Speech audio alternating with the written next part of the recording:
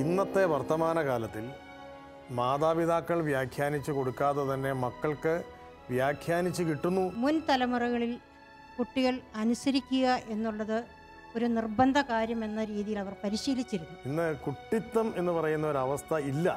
അവസാനത്തെ കുഞ്ഞിൻ്റെ അടുത്തേക്ക് വരുമ്പോഴേക്കും ഈ കുഞ്ഞ് വളരുന്നത് ആദ്യത്തെ കുഞ്ഞ് വളർന്നതിൻ്റെ 10 ഇരട്ടി വേഗതയിലാണ്. ഗേൾ ഫ്രണ്ടോ? എനിക്കില്ലല്ലോ, അതെന്തോ കുറവാണല്ലോ. ഞങ്ങളുടെ കൊച്ചിന് ഞങ്ങളെ ഇടയ്ക്ക് കിടക്കാതെ ഞങ്ങളുടെ കൊച്ചിന് ഉറക്കം വരില്ല. കാരണം ഒറ്റ കുഞ്ഞെ തമ്പുരാൻ തന്നിട്ടുള്ളൂ. ആർക്കും അതിന് ചോദ്യം ചെയ്യാൻ കഴിയുന്നില്ലാത്ത അവസ്ഥ. ഇതൊക്കെ ന്യായമാണെന്ന് തെറ്റിദ്ധരിച്ചു പോകുന്ന ഒരു തലമുറയാണ് നമ്മുടെ മുമ്പിൽ നിൽക്കുന്നത്. നമ്മുടെ കുഞ്ഞുങ്ങൾ നമ്മുടെ സ്വന്തം വീടിനുള്ളിൽ അപരിചിതരാൽ നയിക്കപ്പെടുകയാണ്. ആ അമ്മയുടെ ഒന്നാമത്തെയും രണ്ടാമത്തെയും മൂന്നാമത്തെയും ഉത്തരവാദിത്വം എന്ന് പറയുന്നത് മക്കളെ വളർത്തൽ തന്നെയായിരുന്നു. അപ്പോൾ ആ ബ്രദറും ഞാനുമാണ് കമ്പനി.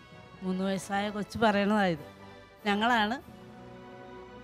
ഞാൻ കല്യാണം കഴിക്കാൻ പോണത് ചേട്ടായിനെയാണ്. രക്ഷാകർത്താക്കളുടെ സമ്മേളനങ്ങളിൽ പോകുമ്പോൾ ഞാൻ അവരോട് ചോദിക്കുന്ന ഒരു പൊതു ചോദ്യം, നിങ്ങളുടെ കുട്ടിയുടെ ലൈംഗികത ആരംഭിക്കുന്ന ഏത് പ്രായത്തിലാണ്?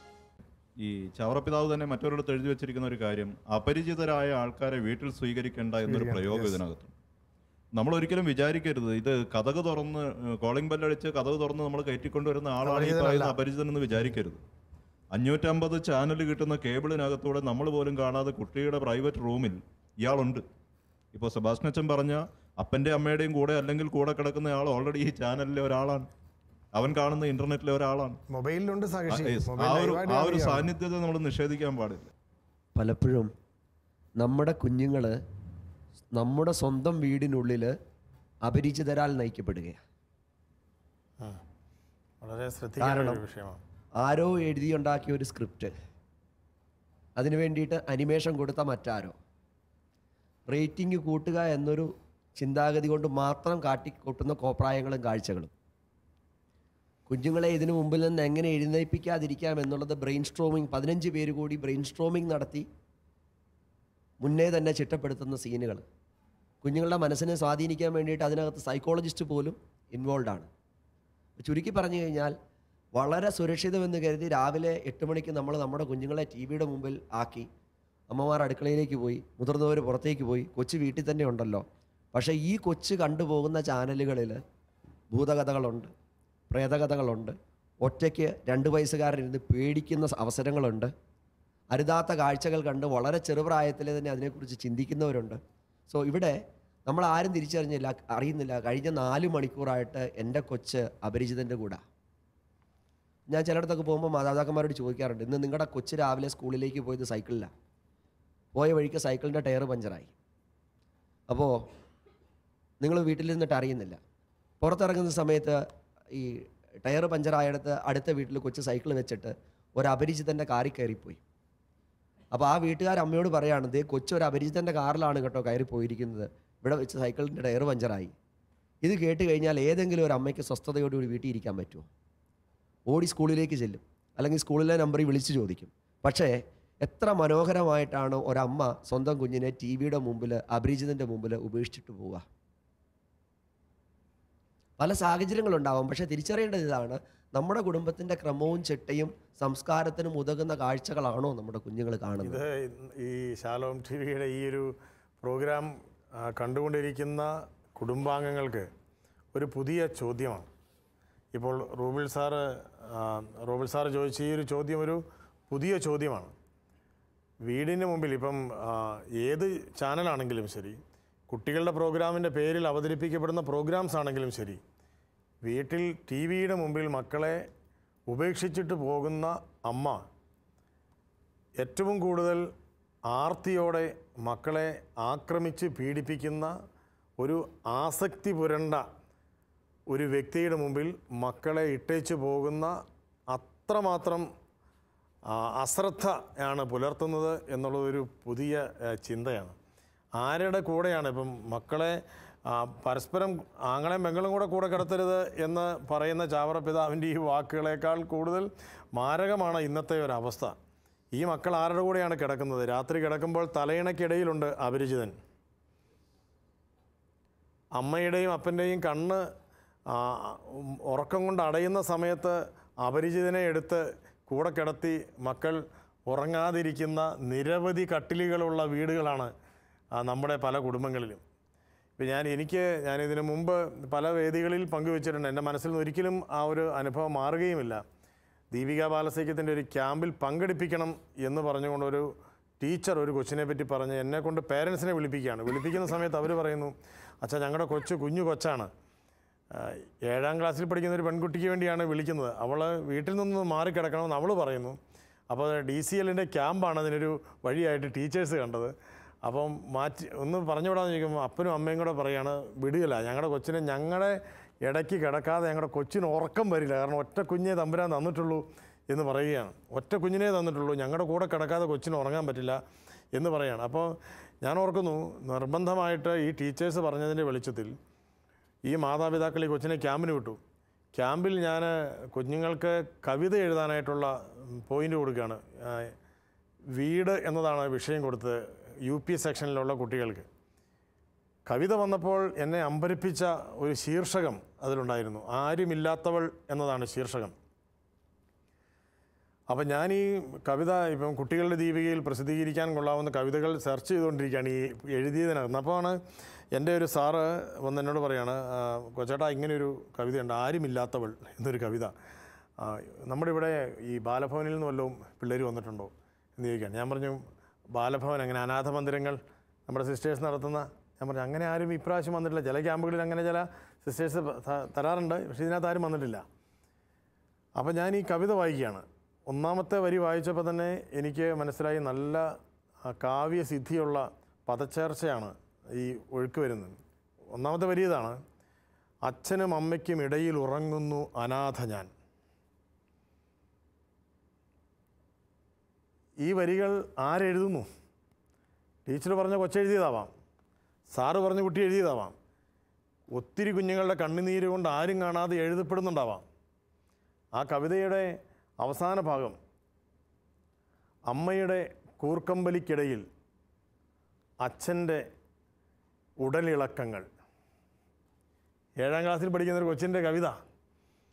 ഇതിങ്ങനെയൊരു ചാനൽ ഷോയിൽ പറയേണ്ട ഒരു ഉദാഹരണമാണ് എന്ന് ഞാൻ വിചാരിക്കുന്നില്ല. പക്ഷേ ഇതിനേക്കാൾ കൂടുതൽ ഇളക്കങ്ങളും പുളക്കങ്ങളും കാരണം നമ്മുടെ മക്കൾക്കിന്ന് വീടുകളിൽ കിടക്കപ്പുറതിയില്ലാത്തൊരു സാഹചര്യം വരുമ്പോൾ ചൂഷണത്തിന് വിധേയമാകുന്ന മക്കളുടെ രക്ഷയ്ക്ക് വേണ്ടി ആ കുഞ്ഞിൻ്റെ വാക്കുകളെ ഞാനൊരു ബലിവാചകമായിട്ട് ഉച്ചരിച്ചുകൊണ്ടാണ് ഞാനിതിവിടെ പറയുന്നത്. സാറിനെന്ത് തോന്നുന്നു? സാറിൻ്റെ പ്രാർത്ഥനാനുഭവങ്ങളിലും കുടുംബ ജീവിതാനുഭവങ്ങളിലുമൊക്കെ ഇത്തരത്തിലുള്ള കുഞ്ഞുങ്ങളെ കണ്ടുമുട്ടേണ്ട സാഹചര്യം എങ്ങനെ നമ്മുടെ കുടുംബങ്ങളിൽ നിന്ന് കുഞ്ഞുങ്ങൾ സുരക്ഷിതരാണോ? എൻ്റെ പേര് അപ്പച്ചൻ, കൂരാച്ചുണ്ടിൽ നിന്ന് വരുന്നു. കുഞ്ഞുങ്ങളെ ഏതെല്ലാം തരത്തിൽ ഇത്ര ദുഷിച്ച സ്വാധീനങ്ങൾ ഉണ്ടാകുന്നു എന്നുള്ളത് നമ്മുടെ മനസ്സിൽ ചിന്തിക്കാവുന്നതിലും അധികമാണ് എന്നാണ് എനിക്ക് തോന്നുന്നത്. കൊച്ചു പ്രായം മുതൽ ഞാൻ ഒബ്സർവ് ചെയ്തിട്ടുള്ളൊരു കാര്യം, ഒരു വയസ്സ് പോലും തികയാത്തൊരു കുഞ്ഞിൻ്റെ ഒരു മൊബൈൽ കിട്ടിയാൽ അതിൽ തോണ്ടാനായിട്ട് അതിനറിയാം. തോണ്ടാൻ അറിയാതെ മാത്രമല്ല എല്ലാ ഓപ്ഷനും എടുക്കാനറിയാം. അതെ, ഗെയിമൊക്കെ എവിടെയാണെന്ന് ഒരു സെക്കൻഡ് കൊണ്ട് എത്തും, നമുക്ക് പോലും അറിയത്തില്ല. അതുപോലെ തന്നെ അവരുടെ ജിജ്ഞാസ എന്ന് പറയുന്നത് കളേഴ്സായിട്ടുള്ള എന്തെങ്കിലും ചിത്രങ്ങൾ കാണുന്നിടത്ത് അവർ കണ്ണ് പറിക്കാതെ നോക്കിക്കൊണ്ടിരിക്കും. ഇത്തരത്തിലുള്ള ഒരു അനുഭവം നമുക്ക് നേരിട്ട് കാണാവുന്നൊരു കാര്യമാണ്. പക്ഷേ ഇത് മാതാപിതാക്കൾ വേണ്ടത്ര മനസ്സിലാക്കുന്നില്ല. അപ്പോൾ ഈ കുഞ്ഞുങ്ങളുടെ മനസ്സിൽ എന്തൊക്കെയാണ് സംഭവിച്ചുകൊണ്ടിരിക്കുന്നത് എന്നുള്ളതിനെക്കുറിച്ച് ചിന്തിക്കാനായിട്ട് മാതാപിതാക്കൾക്ക് കഴിയുന്നില്ല എന്നുള്ളതൊരു ദയനീയമായിട്ടുള്ളൊരവസ്ഥയാണ്. നമ്മൾ കാലം വളർന്നുകൊണ്ടിരിക്കുകയാണ്. അപ്പോൾ അതിനനുസരിച്ച് നമുക്കറിയാം ഇന്നത്തെ കണ്ടുപിടുത്തങ്ങൾ നമ്മുടെ ഒരു പുരുഷായുസിൻ്റെ കാലഘട്ടത്തിൽ തന്നെ എന്തുമാത്രം മാറ്റങ്ങളാണ് ഈ ലോകത്തിൽ വന്നിരിക്കുന്നത്, നമുക്ക് ചിന്തിക്കാവുന്നതിലധികമാണ്. അപ്പോൾ ഈ കുഞ്ഞുങ്ങളിലും അതുപോലുള്ള മാറ്റങ്ങൾ വന്നുകൊണ്ടാണ് ഇരിക്കുന്നത്. കുഞ്ഞുങ്ങൾ എന്തെല്ലാം കാണുന്നു, എന്തെല്ലാം പഠിക്കുന്നു, എന്തെല്ലാം മനസ്സിലാക്കുന്നു, അതിനെക്കുറിച്ച് ചിന്തിക്കാൻ ഇന്ന് മാതാപിതാക്കൾക്കൊരു ട്രെയിനിങ് അനിവാര്യമാണ്. എന്ത് പറയുന്നു അമ്മ? ഈ പറയുന്നത് പിന്നെ പല മക്കളെ വളർത്തിയിട്ടുള്ള അമ്മയല്ലേ, എന്ത് പറയുന്നു, എന്താണ് അഭിപ്രായം? എൻ്റെ പേര് സൂസമ്മ, കൂരാച്ചുണ്ടകളിൽ നിന്ന് വരുന്നു. എന്നെ സംബന്ധിച്ച് ഈ മക്കൾ ഇങ്ങനെ ആയിപ്പോ നമ്മൾ കാരണം ഒരിക്കലും ഇങ്ങനെ ആയി പോകാൻ പാടില്ല. നമ്മൾ അതിനെ ചൊല്ലി നമ്മൾ നമ്മുടെ പ്രാർത്ഥനയിൽ മാത്രമേ നമ്മുടെ മക്കൾ എല്ലാ കാര്യത്തിലും മുന്നോട്ട് വരാൻ സാധ്യതയുള്ളൂ. നമ്മുടെ പ്രാർത്ഥന കുറവാണ് ഇതിനെല്ലാം കാരണമെന്നാണ് എൻ്റെ. മാതാപിതാക്കളുടെ പ്രാർത്ഥനക്കുറവ് എന്നൊരമ്മ പറയുമ്പം ഒരു പക്ഷേ ശ്രദ്ധക്കുറവ് എന്ന് നമുക്കതിനെ വേണമെങ്കിൽ വ്യാഖ്യാനിക്കാം. ടീച്ചർ എന്താണ് വ്യക്തിപരമായൊരു അഭിപ്രായം പറയാം? എൻ്റെ പേര് സെലിനാമ, കൂരാച്ചുണ്ട് ഇടവകയിൽ നിന്ന് വരുന്നു. എൻ്റെ അനുഭവത്തിൽ തന്നെ കണ്ടിട്ടുള്ളൊരു വസ്തുതയാണ്. നല്ല സൂക്ഷ്മ നിരീക്ഷണം നടത്തുന്ന ബുദ്ധിമതികളായ മാതാക്കളെ കണ്ടിട്ടുണ്ട്. കുഞ്ഞുങ്ങളുടെ വളർച്ചാ ഘട്ടങ്ങളിൽ അവരറിയാതെ തന്നെ അവരെ പിന്തുടരുന്ന മാതാക്കൾ, അതിനെല്ലാം മേലെ ചരട് പിടിക്കുന്ന പിതാക്കന്മാർ. ഇന്നത്തെ തലമുറയിൽ അത്ര ശ്രദ്ധ മാതാക്കൾക്ക് ചെലുത്താൻ കഴിയുന്നുണ്ടോ എന്നതൊരു ഒരു വസ്തുതയാണ്. ഒപ്പം അതുപോലെ പിതാക്കന്മാരും അതിൽ ഒത്തിരി ശ്രദ്ധ കുഞ്ഞുങ്ങൾക്ക് അവരറിയാതെ പോലും അവരെ പിന്തുടരേണ്ട ഒരു കാലഘട്ടമാണ്. കഴിഞ്ഞ കുറച്ച് വർഷങ്ങളായി വ്യക്തിപരമായിട്ട് പറഞ്ഞു കഴിഞ്ഞാൽ എൻ്റെ ഉത്തരവാദിത്വത്തിൻ്റെ ഭാഗമാണ് Chavara family welfare centre and Chavara matrimony എന്ന് നിങ്ങൾക്കറിയാം. ഈ ഒരു ചാവറ മാട്രിമണിയിലൂടെ ഇപ്പോൾ ഇത്രയും വർഷങ്ങൾക്കുള്ളിൽ 1,00,000-ൽ കൂടുതൽ വിവാഹങ്ങളാണ് കത്തോലിക്ക സഭയിൽ നടന്നിരിക്കുന്നത്. കത്തോലിക്കരായുള്ള മാത്രം ഇടപെടുന്നൊരു മേഖലയാണത്. 1,00,000-ൽ കൂടുതൽ വിവാഹങ്ങൾ നടന്നിട്ടുള്ള ഈ മാട്രിമണിയുടെ ഈ വിവാഹത്തിൻ്റെ പിൻപും മുമ്പും ഞാൻ നേരിട്ട് ഇടപെടുന്ന ഒരു മേഖല അല്ലെങ്കിൽ പോലും, കാരണം നമ്മൾ നേരിട്ട് ഇടപെടുന്ന ഇടപാടുകളല്ല എങ്കിൽ പോലും വരുന്ന ആളുകളെ ഇടയ്ക്കിടയ്ക്കൊക്കെ ചിലർ എന്നെ വന്ന് കാണാറുണ്ട്. കല്യാണത്തിന് ശേഷം വന്ന് കാണാറുണ്ട്, കല്യാണത്തിന് മുമ്പ് വന്ന് കാണാറുണ്ട്. കഴിഞ്ഞൊരു 10 വർഷത്തിനിടയിലെ ഗ്യാപ്പിൽ ഞാൻ കാണുന്ന ഏറ്റവും ഗൗരവമായൊരു വ്യത്യാസം, അതെന്നെ വല്ലാതെ വേദനിപ്പിച്ചിട്ടുണ്ട് പലപ്പോഴും. ഇത്ര സില്ലിയായിട്ട് വിവാഹത്തെ കാണുന്ന യുവദമ്പതികൾ, ഇത് എങ്ങനെയാണ് ഇത്ര സില്ലിയായിട്ട് വിവാഹത്തെ കാണുക? മക്കളുടെ കാര്യത്തിൽ മക്കളിപ്പോൾ ഉടനെയൊന്നും ആവശ്യമില്ല, ഒരു 3-4 വർഷമൊക്കെ കഴിഞ്ഞിട്ട് മക്കളെക്കുറിച്ച് ചിന്തിച്ചാൽ മതി എന്ന് പറയുന്ന യുവദമ്പതികൾ, അതിനേക്കാൾ പക്വതയില്ലാത്ത ദമ്പതികൾ, വിവാഹിതരാകുവാൻ പക്വതയില്ലാത്ത ദമ്പതികൾ. നമ്മൾ നേരത്തെ പറഞ്ഞ പോലെ 3 വയസ്സിൽ ശാരീരിക പക്വത വരുന്ന കുട്ടികൾക്ക് 30 വയസ്സായാൽ പോലും മാനസികമായി അമ്മയാകാനായിട്ടുള്ള പക്വതയില്ലാത്ത കുഞ്ഞുങ്ങൾ ഇന്ന് കത്തോലിക്ക സമൂഹത്തിൻ്റെ മാത്രമല്ല കേരളത്തിൻ്റെ പൊതുസമൂഹത്തിൻ്റെ വേദനയാണ്. ശാപമാണെന്ന് നമ്മൾ പറയരുത്, വേദനയാണ്. ഇങ്ങനെ രൂപപ്പെട്ടു വരുന്ന മക്കളാണ്. ഈ ചാനൽ കൊടുക്കുന്ന കാഴ്ചകൾക്കുള്ളിൽ നിന്ന് സ്വയം അഭിരമിച്ച് രൂപപ്പെടുത്തുന്ന അപക്വമായ മനസ്സിൻ്റെ ഉടമകളാണ് വിവാഹത്തിലേക്ക് വരുമ്പോൾ മക്കളെ വളർത്തേണ്ടത് എങ്ങനെയെന്നറിയില്ല. ഇവർ തമ്മിലുള്ള കാര്യങ്ങൾ പോലും മാനസികമായിട്ട് ചർച്ചയില്ല. ശാരീരികമായിട്ട് ചേരുന്നതിനപ്പുറത്ത് ഹൃദയം കൊണ്ടും മനസ്സുകൊണ്ടും ചേരാതെ ഒരു കുഞ്ഞ് ജനിക്കുമ്പോൾ ഉണ്ടാകുന്നത് ആർക്കാണ് നഷ്ടം? കുഞ്ഞിനാണ് നഷ്ടം. അത്തരത്തിൽ അപക്വതയോടുകൂടി വരുന്ന കുടുംബ ബന്ധങ്ങളിൽ നിന്നും വരുന്ന കുഞ്ഞുങ്ങളാണ് ഇന്ന് ആരും രക്ഷപ്പെടുത്താനാവാത്ത രീതിയിൽ സമൂഹത്തിന് മുമ്പിൽ ഒരു ആൻറ്റി സോഷ്യൽ എലമെൻ്റായി ഇന്ന് നമ്മുടെ കുടുംബങ്ങളിൽ ഉണ്ടാകുന്നത്. ഞാൻ പറഞ്ഞതിനോട് റൂബൽ സാറിന് എന്ത് തോന്നുന്നു? ശരിയല്ലേ? ഞാനത് തീർച്ചയായും യോജിക്കുന്നു. അതിനോടനുബന്ധിച്ച് മുതിർന്നവരെല്ലാവരും കാണേണ്ട ഒരു കാര്യം ഇതാണ്. നമ്മുടെ ബ്രെയിൻ ഡെവലപ്മെൻറ്റ് ഓൾറെഡി കഴിഞ്ഞു. നമുക്ക് വ്യക്തമായിട്ട് കാര്യങ്ങളെ നോക്കിക്കാണാൻ അറിയാം, അപഗ്രഥിക്കാൻ അറിയാം, വിശകലനം ചെയ്യാൻ അറിയാം. പക്ഷേ ടി വിയുടെ മുമ്പിലിരിക്കുന്ന നമ്മുടെ 6 വയസ്സിന് താഴെയുള്ള കുഞ്ഞ്, ആ കുഞ്ഞിന് ബുദ്ധി നല്ലവണ്ണം രൂപപ്പെട്ടിട്ടില്ല. ആ കുഞ്ഞിനെ സംബന്ധിച്ചിടത്തോളം അവൻ്റെ പഠനങ്ങളും അവൻ്റെ മുന്നോട്ടുള്ള കാര്യങ്ങൾ സ്വതന്ത്രമായിട്ട് എങ്ങനെ തീരുമാനിക്കണം എന്നുള്ളതിലൊക്കെ ഈ ടി വി കാണുന്ന കാര്യങ്ങൾ കുട്ടിയെ വളരെയധികം സ്വാധീനിക്കുന്നുണ്ട്. ഞാൻ പോയൊരു സ്കൂളിൽ മാതാപിതാക്കന്മാർക്ക് വേണ്ടിയിട്ടുള്ള PTA ക്ലാസ്സിന് വേണ്ടി പോയതാണ്. ക്ലാസ്സിന് ശേഷം സ്റ്റാഫ് റൂമിലിരുന്ന് ടീച്ചേഴ്സുമായിട്ട് സംസാരിക്കുമ്പം അവിടുത്തെ UKG ക്ലാസ്സിൽ പഠിപ്പിക്കുന്ന ടീച്ചർ ഒരു അനുഭവം എന്നോട് പങ്കുവയ്ക്കുകയുണ്ടായി. ടീച്ചർ എന്നോട് പറയുകയാണ്, സാറേ, എൻ്റെ ക്ലാസ്സിൽ പഠിക്കുന്ന ഒരു കൊച്ച്, 4 വയസ്സ് പ്രായമുള്ള കുട്ടി, 2 ആഴ്ച മുമ്പ് വീട്ടിലെ പൂച്ചക്കുഞ്ഞിനെ കൊന്ന് പ്ലേറ്റിനകത്താക്കി ഡൈനിങ് ടേബിളിൽ കൊണ്ടുവച്ചിട്ട് സ്പൂണും കൂടെ എടുത്ത് ആ കൂടെ വെച്ചു. എന്നിട്ട് അടുക്കളയിലായിരുന്ന അമ്മയെ ചെന്ന് വിളിച്ചുകൊണ്ട് വന്നു, അമ്മയെ വാ നമുക്ക് പൂച്ചയെ തിന്നാം. അപ്പോൾ അത് കേട്ടപ്പോൾ ഞാൻ നടുങ്ങിപ്പോയി. ഞാൻ പറഞ്ഞു, ടീച്ചറെ, ഒരു 2ാം ക്ലാസ്സിൽ പഠിക്കുന്ന കൊച്ച് ലൈംഗിക ബന്ധത്തിൽ ഏർപ്പെടുമെന്ന് പറഞ്ഞാൽ ഞാൻ വിശ്വസിക്കും. കാരണം അതിൻ്റെ പേര് ക്ലാസ് എടുക്കാൻ തന്നെ ചില സ്കൂളുകളിൽ വിളിക്കാറുണ്ട്. പക്ഷേ ഈ 44-ാമത്തെ വയസ്സിൽ ഒരു പൂച്ചയെ കൊല്ലാനുള്ള ധൈര്യം എനിക്കില്ല. അവിടെയാണ് 4 വയസ്സുകാരി കൊച്ച് പൂച്ചയെ കൊന്നെന്ന് പറയുന്നത്. അപ്പോൾ ടീച്ചർ എന്നോട് പറയണം, സാറേ, ഇത് മുഴുവൻ കേക്ക് എന്ന് പറഞ്ഞിട്ട് ശരിക്കും സംഭവിച്ചതാണ്. കൊച്ചിന് പൂച്ചക്കുഞ്ഞിനോട് വലിയ താല്പര്യമാണ്. പൂച്ചക്കുഞ്ഞിനെ വേണമെന്ന് പറഞ്ഞ് വീട്ടിൽ നാളുകളായിട്ട് വഴക്കാണ്. അയൽവക്കത്തെ വീട്ടിലെ പൂച്ച പ്രസവിച്ചു. കൊച്ചു പൂച്ചക്കുഞ്ഞിനെ അമ്മയും മോളും കൂടെ പോയി മുലകുടി മാറി കണ്ണ് തുറന്നെങ്കിൽ വരുന്നുള്ളതിനെ കൂട്ടിക്കൊണ്ട് വന്നു. കൊച്ചും പൂച്ചക്കുഞ്ഞും കൂടെ കൂടിയിരുന്ന് കളിക്കുന്നു. ടി വി ഇരിക്കുന്ന മുറിയിൽ ടി വി പ്രോഗ്രാം, കാർട്ടൂൺ ചാനലിൽ കാർട്ടൂണുണ്ട്, ടോം ആൻഡ് ജെറിയുടെ കാർട്ടൂണാണ്. ഇവർ ടി വി കണ്ടുകൊണ്ടിരിക്കുന്നത്, കളിക്കുന്നത് കണ്ടിട്ട് അമ്മ അടുക്കളയിലേക്ക് പോയി. അപ്പോൾ ടി വിയിലെ കാർട്ടൂൺ പ്രോഗ്രാം ഇതാണ്. ടോം എന്ന് പറയുന്നത് പൂച്ച, ജെറി എന്ന് പറയുന്നത് എലി. എല്ലാ എപ്പിസോഡിലും ടോം എന്തെങ്കിലും തന്ത്രങ്ങൾ കാട്ടി ജെറിയെ പിടിക്കും. അതിലും വലിയ കുതന്ത്രം കാട്ടി ജെറി രക്ഷപ്പെട്ടു പോകും. അന്നും ടോം ജെറിയെ പിടിച്ചു. ടോം ജെറിയെ പിടിച്ചിട്ട് ടോം ഇങ്ങനെ ചിന്തിക്കുകയാണ്, എന്ന് പിടിച്ചു കഴിഞ്ഞാൽ ഇവൻ രക്ഷപ്പെട്ടു പോകും. അതുകൊണ്ട് ഇന്നൊരു കാര്യം ചെയ്യും, ഇന്ന് ഇവനെ കൊന്നു തിന്നിട്ടേ ഉള്ളൂ ബാക്കി കാര്യം. അതുകൊണ്ട് ഇന്ന് ഇവനെ കൊല്ലാൻ വേണ്ടിയിട്ട് ഒരു നൂതനമായ ടെക്നോളജി, ഒരു പ്രത്യേക രീതിയിൽ ഇന്നിവനെ കൊല്ലുന്നു. ടോം നേരെ ബാത്റൂമിലേക്ക് നടക്കുന്നു. ബക്കറ്റ് എടുത്ത് വെച്ച് ടാപ്പ് ഓൺ ചെയ്ത് ഒരു 3/4 ബക്കറ്റ് വെള്ളം നിറച്ചതിന് ശേഷം ജെറിയെ ഈ വെള്ളത്തിലേക്ക് മുക്കി പിടിക്കുക. ബലമായിട്ട് പിടിക്കുന്നു. ജെറി സർവ്വശക്തി എടുത്ത് കുതിരി ചാടി നോക്കുന്നു, രക്ഷപ്പെടാൻ നോക്കുന്നു, പറ്റുന്നില്ല. അപ്പോൾ ജെറിക്ക് മനസ്സിലായി ഇന്ന് തൻ്റെ അന്ത്യമാണ്. ഏതായാലും മരിക്കാൻ പോകാൻ ലാസ്റ്റ് മൊമെൻറ്റിൽ ഒരു ചെറിയ ട്രിക്ക് കൂടെ പരീക്ഷിക്കാമെന്ന് കരുതി അല്പനേരത്തേക്ക് ജെറി ചലനവും പിടയ്ക്കലും കുതിക്കലും ഒക്കെ നിർത്തി ശാന്തമായിട്ട് ചത്തതുപോലെ അഭിനയിച്ച് കിടന്നു.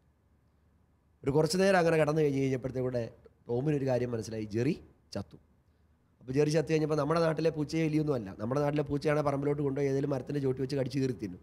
ഈ പൂച്ച നേരെ വീട്ടിലേക്ക് ചെന്ന് ഡൈനിങ് ടേബിളിലേക്ക് കൊണ്ടുപോയി പ്ലേറ്റ് എടുത്ത് വെച്ചു. ചത്തുപോയി എലി അതിനകത്തേക്ക് വെച്ചു. ചത്തെന്ന് കരുതുന്ന എലിയെ കത്തിയും മുള്ളും എടുത്ത് മുറിക്കാൻ വേണ്ടി റെഡിയാകുമ്പം നമ്മുടെ കൊച്ച് ഇങ്ങനെ ചിന്തിക്കുക, ഇതുപോലൊരു കുഞ്ഞു സാധനം എൻ്റെ വീട്ടിലും ഉണ്ടല്ലോ. നേരെ ടി വിയുടെ മുമ്പിലുണ്ടായിരുന്ന പൂച്ചക്കുഞ്ഞിനെ എടുത്തു, ബാത്റൂമിലേക്ക് നടന്നു, ബക്കറ്റിൽ വെള്ളം നിറച്ചു, വെള്ളത്തിനകത്തേക്ക് ടോം ചെയ്തതുപോലെ തന്നെ കുത്തിപ്പിടിച്ചു. ശ്വാസം മുട്ടിയ പൂച്ചക്കുഞ്ഞ് ഒന്ന് പിടച്ചു. ഒരു ചെറിയ മാന്ത് കൊച്ചിന് കിട്ടി. കൊച്ച് കൈവിട്ടിട്ട് മാറി നിന്നു. കണ്ണ് തുറന്ന് മുലകുടി മാറി വരുന്ന പൂച്ചക്കുഞ്ഞാണ്. അത് എത്ര നേരം അതിനകത്ത് തുഴയും. അപ്പം വീണ്ടും പൂച്ചക്കുഞ്ഞിനെ പിടിക്കാനുള്ള ധൈര്യം കൊച്ചിനില്ല. കൊച്ചു വന്ന് ബാക്കി കാർട്ടൂൺ കണ്ടു. കുറേ നേരം കഴിഞ്ഞ് തിരിച്ചു ചെല്ലുമ്പം പൂച്ചക്കുഞ്ഞ് അതിനകത്ത് ചത്ത് കിടപ്പുണ്ട്. നേരെ കൊച്ചു പൂച്ചക്കുഞ്ഞിനെ എടുത്തു. ടോം കാണിച്ചതുപോലെ തന്നെ വന്ന ഡൈനിങ് ടേബിളിൽ പ്ലേറ്റിനകത്തേക്ക് പൂച്ചക്കുഞ്ഞിനെ എടുത്തു വെച്ചു. കത്തിയും മുള്ളില്ലാത്തതുകൊണ്ട് സ്പൂൺ എടുത്ത് വെച്ചു. വളരെ നിഷ്കളങ്കമായിട്ട് അടുക്കളയിൽ ചെന്ന് അമ്മയെ വിളിച്ചു, അമ്മേ ബാ, പൂച്ച റെഡി. ഞാൻ മാതാപിതാക്കന്മാരോട് പറയുന്ന ഒരൊറ്റ വാക്കുകളേ ഉള്ളൂ, മാതാപിതാക്കന്മാരെ, നമ്മുടെ ബുദ്ധി ഉറച്ചു, നമുക്കിതൊരു കാർട്ടൂണാണ്, നമുക്കിതൊരു കോമഡി പ്രോഗ്രാമാണ്, നമുക്കിതൊരു മ്യൂസിക് റിയാലിറ്റി ഷോയാണ്.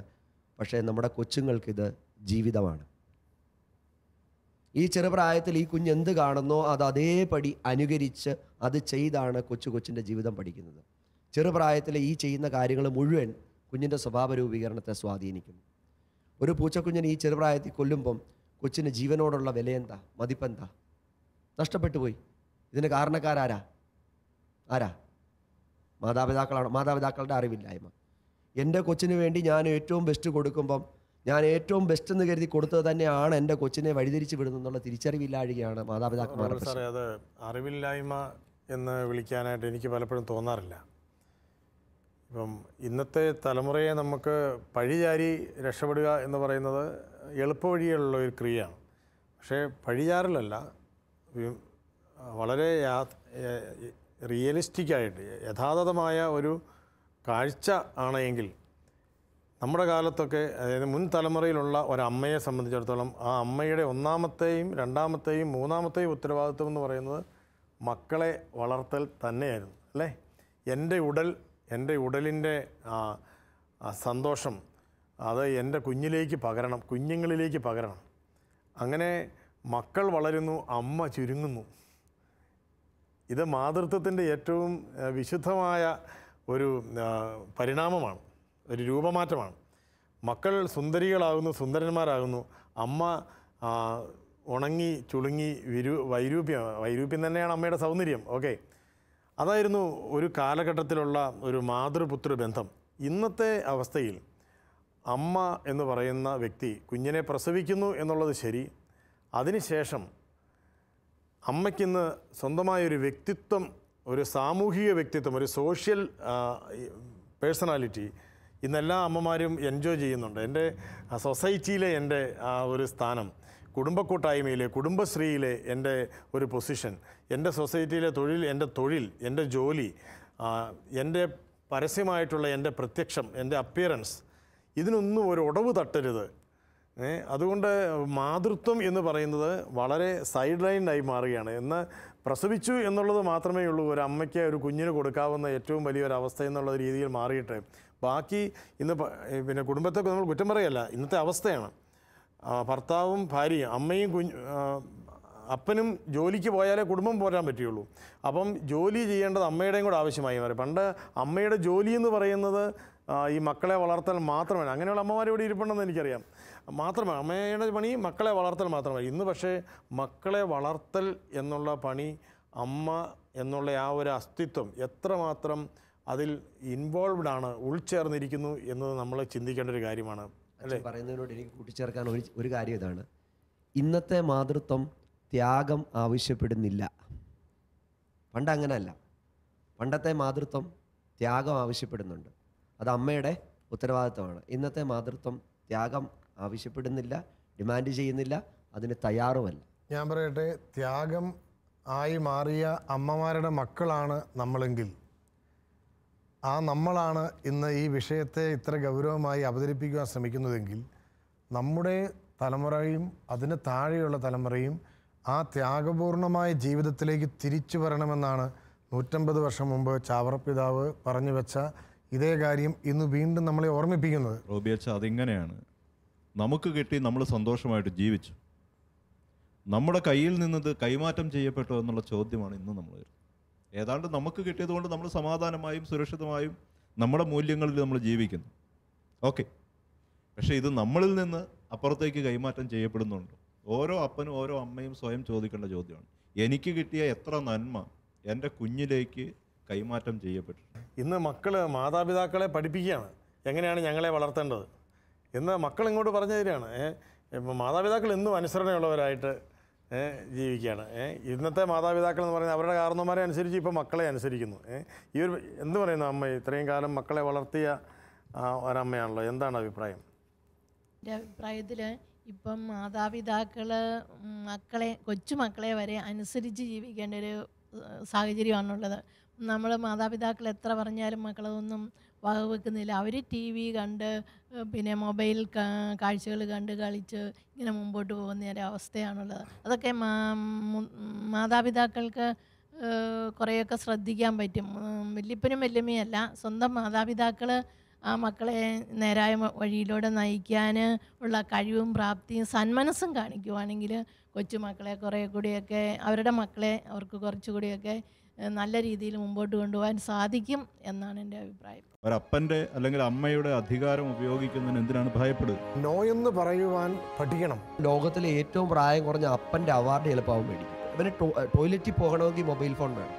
പീഡോഫീലിയ എന്ന് പറയുന്ന ഒരു മാനസിക രോഗം, വൈകൃതം. ഒരു കുഞ്ഞ് എന്ന് പറയുന്നത് രണ്ട് സ്ത്രീ പുരുഷ ശരീരങ്ങളുടെ ബയോളജിക്കൽ ഉൽപ്പന്നവുമല്ല, ജൈവശാസ്ത്രപരമായൊരു ഉൽപ്പന്നവുമല്ല. അത് മൃഗങ്ങൾക്കുണ്ടാകുന്നുണ്ടല്ലോ, പട്ടിക്കും പൂച്ചയ്ക്കും ഉണ്ടാകുന്നുണ്ടല്ലോ. ഈ ഇമ്പമുള്ള കുടുംബം ഉണ്ടാകണമെങ്കിൽ നമ്മൾ പ്രാർത്ഥനയിലൂടെ പരിശുദ്ധാത്മാവിൻ്റെ പ്രചോദനം മുൻപോട്ട് പോകുമ്പോഴാണ്.